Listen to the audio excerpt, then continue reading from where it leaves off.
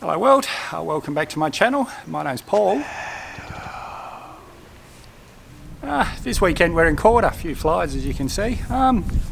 Koorda was never really on my map. I don't think I've ever been here in my life, which is different. Most of the towns we go to, I've been there so many times. But one of my subscribers, Dennis Clark, thank you Dennis, suggested we come to Koorda.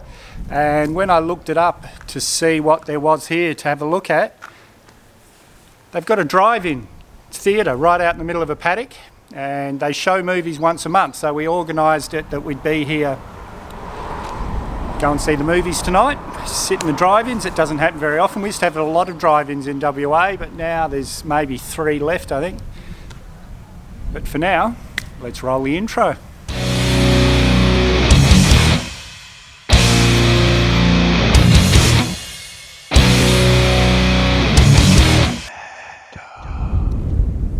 Usually when you watch my videos, you're seeing them in exact order that I did it, but I'm going to change things up a bit. I've pulled over to do my wrap up, my goodbye, but I'm sure a lot of you just watch the videos, and when it gets to me saying goodbye, you click off. And I want to say this early in the video, go to Koorda guys. What an amazing little town. Maybe 2.5, 3 hours drive, just friendly, happy people. Google Koorda drive-ins, work out a weekend that the drive-ins will be on in December, so in 2 months from now, December 2021, sorry for the people watching this in the future, they've actually got the brand new James Bond film, so that'll be a bit of a coup for the town. But guys, go to Koorda, amazing. And this is where we're staying, the Koorda Hotel. Comfy rooms, reasonable price and great food. You won't get Chateaubriand or anything, but just good pub food. And there's other accommodations in town, but they were all full when we came through. But the pub is one of those options. And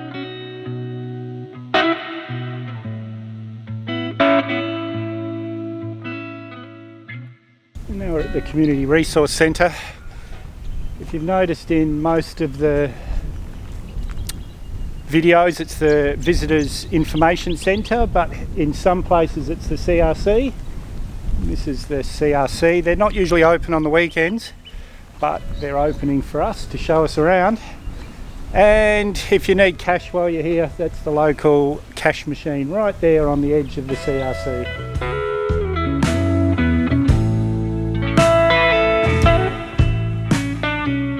And we'll make the code word as usual, info. At the information centre, Enza wasn't too sure how long it is, but this across the road here and this parking bay just here, they're both long-term parking bays for caravans. She wasn't sure if it was 24 hours or 48. You'll have to check on that one yourself, but technically, even if it was only 24 hours, you could park across the road there for one day. Park just here for one day, so you could at least have 48 hours here. The Wheatbelt Way tour drive, you could do that over 3 or 4 days, maybe 5 days if you wanted, but we're just showing you Koorda today. There's a little community garden here. All these plots are owned, or not owned, but looked after by different people. Now there's a 2-kilometre walk through town. Shows you a few things, so I'm going to go and have a look at a bit of the history of Koorda. And the district around here was first explored in 1836, but it wasn't until the early 1900s that Lord Forrest started issuing pastoral leases.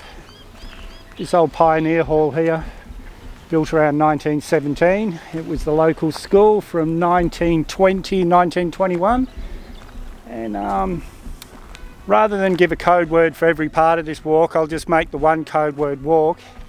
And guys, I'll be glad, as excited as I am to give one of you this drone, I'll be glad when I've given it away and I don't have to do these code words anymore. It's kind of taking away a bit from the whole fun of this, but like I said, I'm so excited. I'm glad I did it. I'm glad one of you are going to get the drone, but I will be happy when it's over. And I'm not sure if this one's called the Anzac Park or just the War Memorial Park, but either way, this is the memorial to the World War, all the war soldiers that we've lost, men and women. And this little depression in the ground here is Dunstan Dam, D-U-N-T-S, Dunstan Dam, and it was the first water and the only water for a long time there was a tank here, and it was the only water for a long time for the whole of the area. So all the pioneers would have first come here.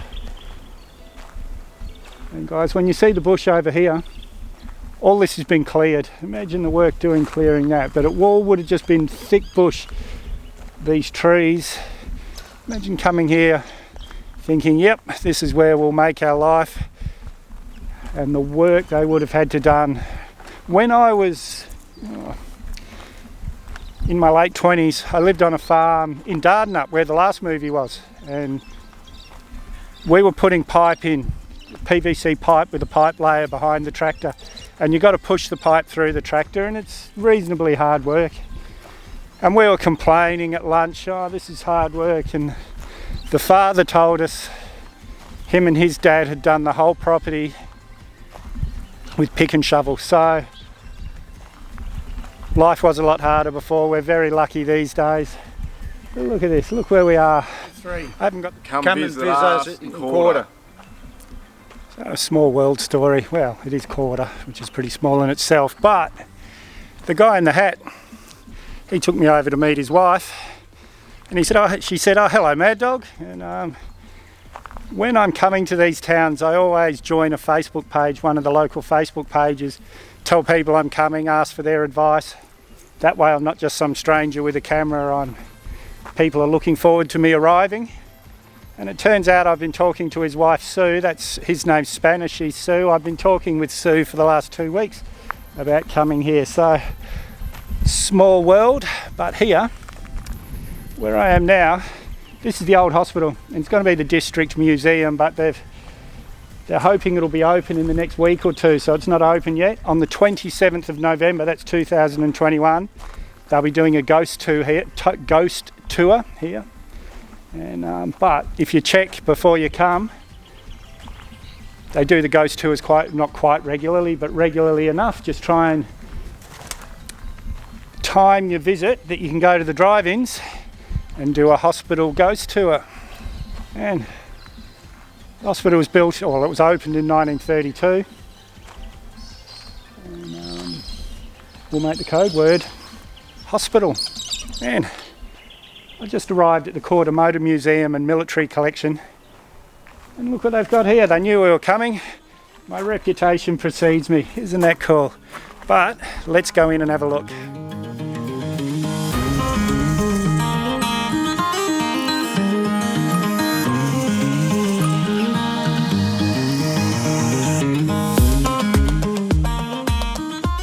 And behind me here's the Wheatbelt Cottage Industries Inc. It's more like the woman's shed. Remember I showed you last week in Dardanup, buoying up the men's shed? And all these people around here are from the Mitsubishi Fall Drive Club. They're all here, they'll all be at the drive-ins tonight. But yes, no guys, it's for the amount of talking I've done today, I've done very little filming because everyone is just so unbelievably friendly. I've been stuck talking to everyone for an hour or so. Not stuck. It's been a very, very pleasant day. Well, when I showed you early on the old Dunce tank, the Duncans Dam, where all the water was, I was just reading this plaque. I found out that the Kalgoorlie water scheme was actually bypassed to here. So these guys, I think in 1958, sorry guys, yeah, 1958, 13th of December, these guys got their own water.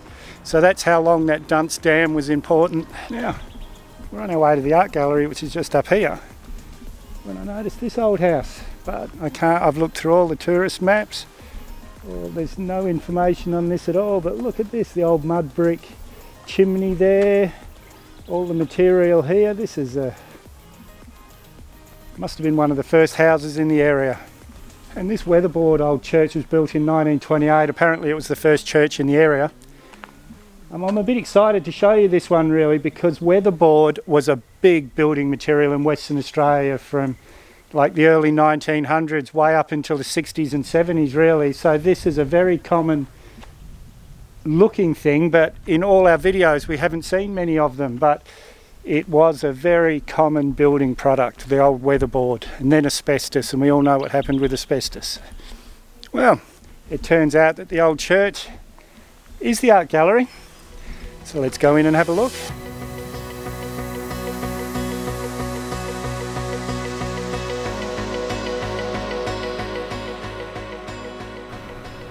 So I'm filming this at the daytime so I can show you how isolated this is in the day. They worked very hard to get this this theatre here. With the motor museum that I took you to earlier, they decided that if they had a drive in here, the two of them, they'd get a lot of car clubs here and things, and it's working out very well. They usually have it once a month. Next November they're not having it, but in December they've managed to get the James Bond movie, but we're just watching. I forget the movies, but you'll see tonight. I'll let you know tonight. But isn't this amazing? And I'll put the drone up now so you can see just how isolated we really are.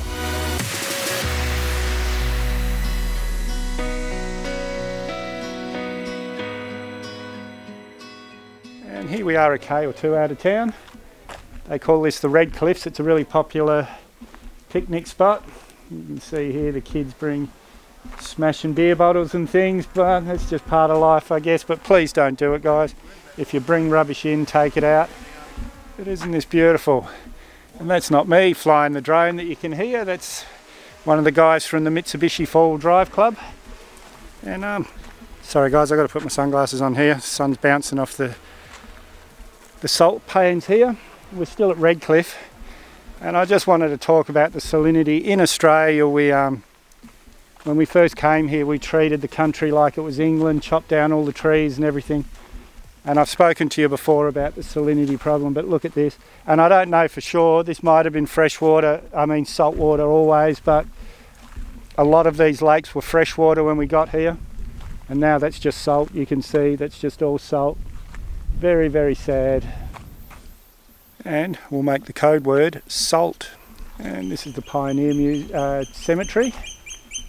There's some old graves here, but again guys, like in Collie, if you come here please treat it with respect, because it is the modern graveyard as well. They're still using it, but yeah, there's some very, very old graves in here. Now this is the Garand tank. I'm going to get in trouble in the comments for the pronunciation, but this is a very, very important tank. And now, before I say this, I want to say the tourist maps here are the easiest to follow that we've seen. Everything's really well signposted. So this, as far as tourism goes, this place has really, really done it well. But I can't find the history of this tank. And the Nama, G-N-A-M-M-A holes, I'm guessing they're up in the hills up here, but it's really quite bushy. There's no way to get up there, but the holes would have been, I'm guessing, Aboriginal drinking water, and there is a pipe that goes up here. And we've seen in other videos where they build a little wall on the rocks and it runs the water to the tank. I'm guessing that's what's happening up here. And this tank's still in use. Sorry guys, I've got to put this back on.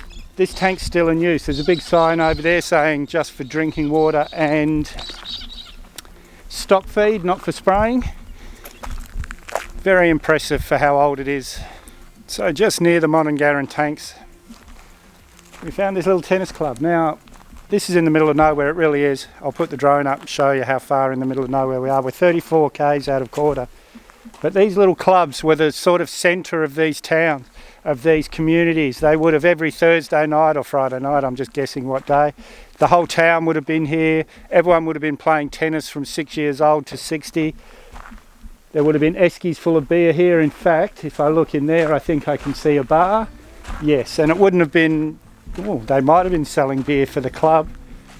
But yes, these sporting clubs were the centre of Australian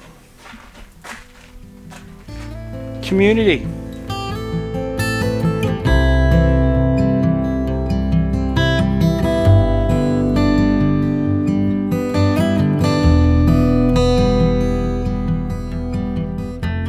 see here, it's the Badger and Rock Tennis Club. So good on you guys. I hope this place is still being utilised. Toilets over there, kids swings here. You won't be able to see it over my shoulder here, but just through those bushes there, there's one of those granite rocks that we've seen, big outcrops that we've seen all over the place. That's New Calbian rock.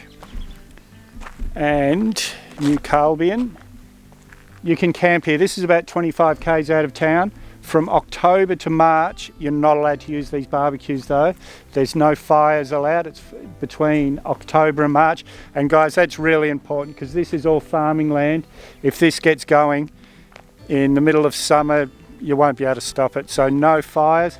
There's a toilet block just there, and it says camping. It doesn't say self-contained vans. So I'm pretty sure you can come out here and pitch a tent if that's what you wanted to do. And I just read the toilet block's waterless, guys, so it's not suitable for dumping your caravan tanks. So please, no dumping out here. And we'll make the code word rock. I have to be way up in this corner, and I hope I can use this. Look at all the cars. Middle of nowhere, and its drive-ins is full, but they've got modern music playing out of all the speakers. So if you hear that, I'll get copyrighted. But here we are. Look at this sunset. Isn't that just incredible? Oh, you can't really see it on this.